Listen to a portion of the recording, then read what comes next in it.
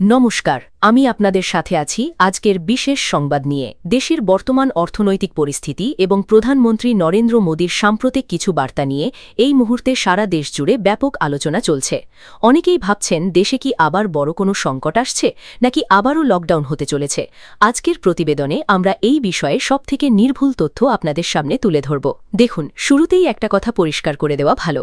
ভারত সরকার কিন্তু এখনও পর্যন্ত কোনোভাবেই জাতীয় সংকট বা লকডাউনের মতো কোনো আনুষ্ঠানিক ঘোষণা করেনি, তাই আতঙ্কিত হওয়ার কোনো কারণ নেই। তবে হ্যাঁ, প্রধানমন্ত্রী নরেন্দ্র মোদী দেশবাসীকে কিছু বিষয়ে সতর্ক থাকার অনুরোধ জানিয়েছেন। আসলে বর্তমানে পশ্চিম এশিয়ার যুদ্ধ পরিস্থিতি বা সংঘাতের কারণে আন্তর্জাতিক বাজারে অপরিশোধিত তেলের দাম অস্বাভাবিক হারে বাড়ছে।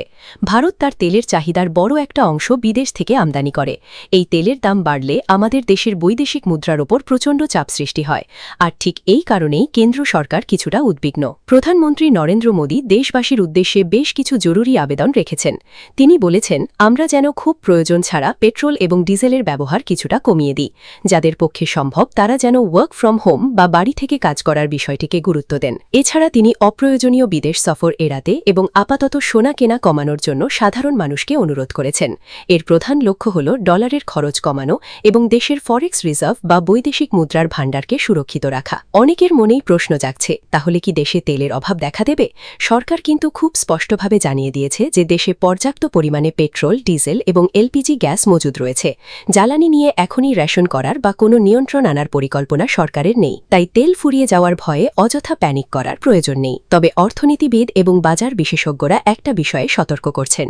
তারা বলছেন, যদি পশ্চিম এশিয়ার এই যুদ্ধ পরিস্থিতি দীর্ঘ সময় ধরে চলতে থাকে তবে আগামীতে জ্বালানির দাম বাড়তে পারে, আর জ্বালানির দাম বাড়লে তার সরাসরি প্রভাব পড়বে আমাদের নিত্য প্রয়োজনীয় জিনিসের ওপর।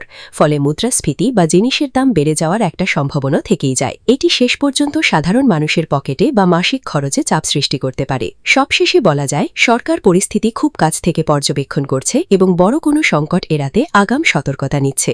আমাদের নাগরিক হিসেবে দায়িত্ব হল অপচয় কমানো এবং পরিস্থিতির দিকে নজর রাখা। আজকের এই গুরুত্বপূর্ণ তথ্যটি আপনাদের কেমন লাগলো তা অবশ্যই কমেন্ট করে জানান। যদি ভিডিওটি ইনফরমেটিভ মনে হয় তবে একটি লাইক দেবেন এবং আপনার প্রিয়জনদের সাথে এটি শেয়ার করতে ভুলবেন না। দেশের অর্থনীতি এবং বাজার ব্যবস্থার উপর এমন সব লেটেস্ট আপডেট সবার আগে পেতে আমাদের ট্রেডিং ম্যাজিক চ্যানেলটি এখনই সাবস্ক্রাইব করে রাখুন। দেখা হচ্ছে পরবর্তী ভিডিওতে। ধন্যবাদ।